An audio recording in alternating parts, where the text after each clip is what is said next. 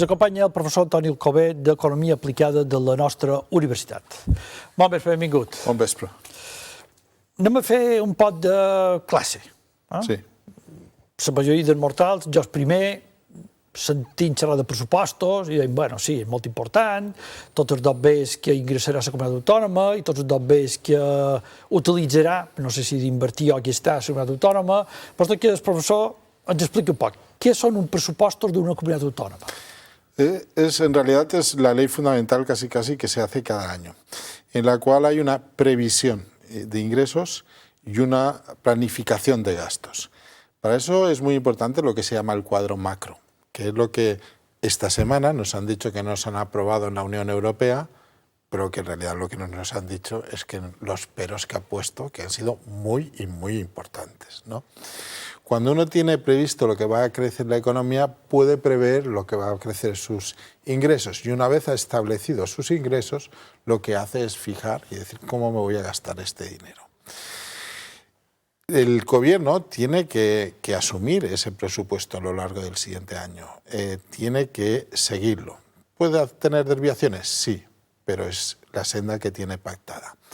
Por tanto, a partir del verano, los parlamentos, tanto sea el nacional como el autonómico, su principal preocupación y ocupación es precisamente elaborar, aprobar enmiendas totales o parciales o desestimarlas sobre esos presupuestos, que es lo que nos va a guiar, la actividad que nos va a guiar gubernamentalmente en el siguiente ejercicio.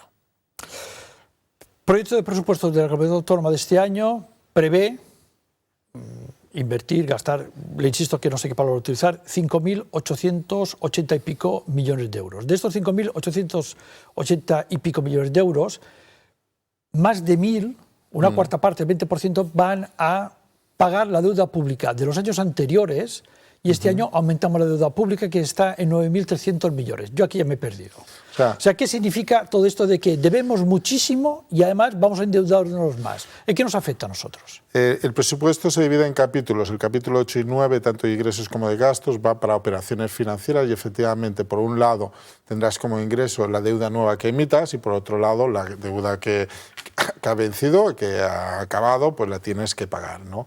Este año los presupuestos, en principio nos dicen que los presupuestos de la comunidad autónoma bajan un 2%, pero si quitáramos esa parte que la llamamos las partidas financieras, si nos quedamos solo con los primeros 7 capítulos de gasto, que no es financiero, digamos que en realidad ha subido, va a subir el año que viene un 7, algo por cien, un 7,2, un 7,3% en realidad, cuando aparentemente parece que disminuye el presupuesto. No, todo lo contrario. Aumentamos más el gasto el año que viene, ¿no? Y lo hacemos con unos ingresos que, bueno, ya veremos si llegan, porque yo creo que hay mucho optimismo. Tanto lo que ha dicho Bruselas sobre el Estado, es que hay muchísimo optimismo ya le ha rebajado mucho las cantidades, y también en las comunidades autónomas hay una cierta alegría y optimismo. ¿Y qué puede ocurrir? Porque como usted dice, profesor, hay un proyecto de presupuestos con una llegada, una aproximación, unos ingresos de Europa y del Estado español que están ahí, pero que no están cerrados, que son hipótesis.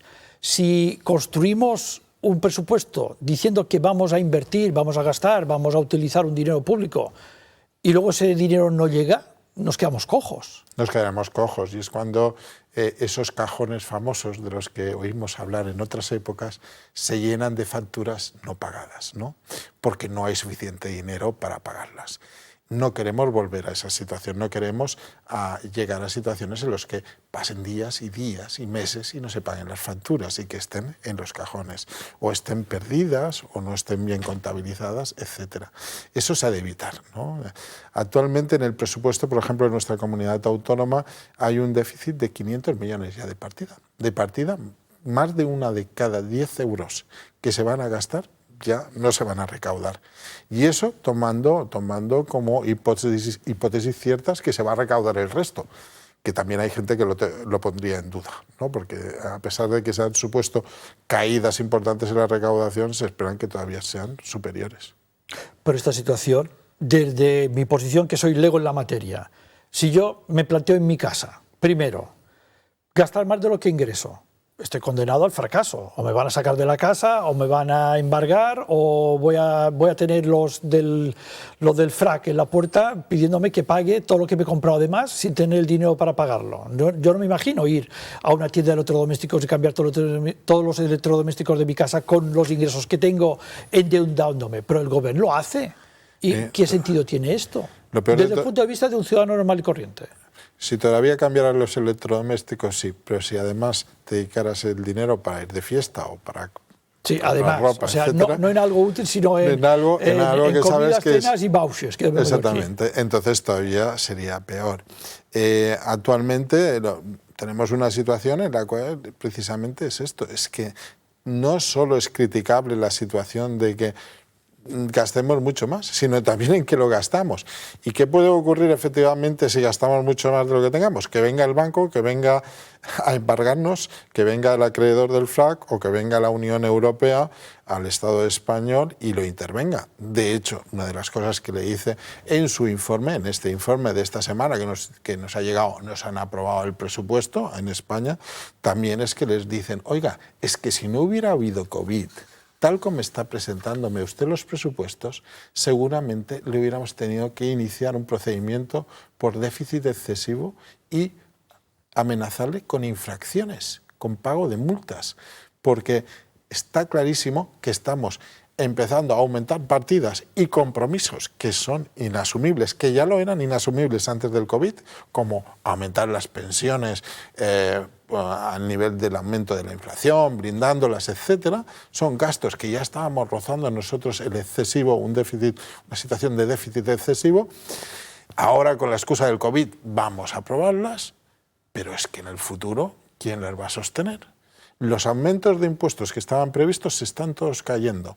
La Unión Europea nos dice que el del azúcar está sobrevalorado, el de transacciones en un 50%. Lo que esperamos conseguir por lucha del fraude fiscal, un 40% de sobrevaloración. Y así sucesivamente le dice, oiga, usted está sobrevalorando sus ingresos, bien, se los ha aprobado el Parlamento, pues se los va a aprobar, pero nosotros los ponemos en duda, y dicen... Y es que lo peor es que con esta misma situación, si no hubiera habido COVID, usted hubiera estado en una situación muy difícil, muy difícil con la Unión Europea. Pero teniendo en cuenta que la Unión Europea es el asidero, el maná esperado por el gobierno de España y también por el gobierno de las Baleares, de que nos van a enviar y no os preocupéis porque nos han prometido y nos financiarán, hay que presentar proyectos ejecutables, pero no habrá ningún problema. Y luego resulta todo lo que usted nos está explicando y la realidad de un endeudamiento progresivo y de aquello que yo le llamo, de aquello que yo distingo entre invertir y gastar, que no es lo mismo, que parte de los impuestos que estamos cobrando a nuestros ciudadanos no se van a invertir en economía productiva, sino a gastar en cosas que podríamos evitar. Monename un forat y parece que aquí no pasa nada. Es que con la excusa de que tenemos que llegar al otro lado del río, que tenemos que pasar la pandemia, que tenemos que aguantar 1 año o 2 años, y eso es una vía de vamos a hacer política keynesiana, vamos a intentar parar el golpe y cuando se normalice pues ya subiremos los impuestos, haremos consolidación fiscal, reduciremos el gasto. Con esa excusa lo que estamos haciendo es autoengañarnos. Al final lo que vemos es empresarios cada vez más endeudados, un gobierno cada vez más endeudado y unas bases fiscales cada vez más bajas, porque ¿quién va a pagar todos los impuestos que se necesitan para pagar todas estas deudas? Si realmente tenemos más gente en paro, más empresas quebradas, tenemos una base fiscal cada vez más pequeña. Tenemos que ir con mucho cuidado, no se puede hacer lo de la pólvora del rey, al final estas fiestas suelen salir caras. Última pregunta, usted lo acaba de decir ahora. Seguimos en una crisis muy grave, estamos en una crisis muy grave, los ingresos del Estado son los que son, que cada vez son menores porque no hay actividad económica, porque no hay consumo, por tanto no hay IVA, y mantenemos una presión fiscal sobre empresarios y ciudadanos en base a una actividad económica que no existe, y no lo entiendo. Esta es la clave. Está bien ayudar a las empresas, pero a las empresas le iría muy bien si, por ejemplo, en estas Navidades, las tasas que se van a cobrar por parte del ayuntamiento por ocupación de espacio, oye, que no se las han rebajado ni 1 euro, ¿eh? No sabemos si vamos a tener fiestas, pero el ayuntamiento ya quiere cobrar las tasas. ¿Qué estamos haciendo? A los empresarios les estamos dando préstamos, pero no les estamos bajando los impuestos. Todos estos impuestos que son fijos, IBIs, tasas de basura, cánones, etcétera, que cobran muchos los ayuntamientos, las comunidades autónomas, pero también el Estado está comprando a autónomos, etcétera. Eso es clave. Hasta ahora lo que estamos viendo es aumento de gasto, pero otros países están bajando, están haciendo una política fiscal expansiva. ¿Cómo? Disminuyendo impuestos, disminuyendo tasas. ¿O es que creemos que el Estado administra y gasta mejor que lo hacen las empresas privadas? Esto es lo que nos tenemos que plantear. Quizás el diseño de las medidas no sea la más adecuada. Quizás nos tendríamos que fijar en la eficiencia de cómo se están aplicando y se están diseñando estas medidas. Porque la ideología, el hacer las cosas por ideología, simplemente por ideología, y no buscando la eficiencia económica, al final es muy malo. Profesor Ilkove, de Economía Aplicada de la Universidad, muchísimas gracias. Tendremos seguramente, si usted quiere, más oportunidades de seguir hablando, porque de això no quedarà avui, d'aquest tema dels pressupostos, y la situació econòmica tampoc no la arreglaremos hoy y quizás no mañana. Muchísimas gracias y hasta la próxima ocasión. Moltes gràcies.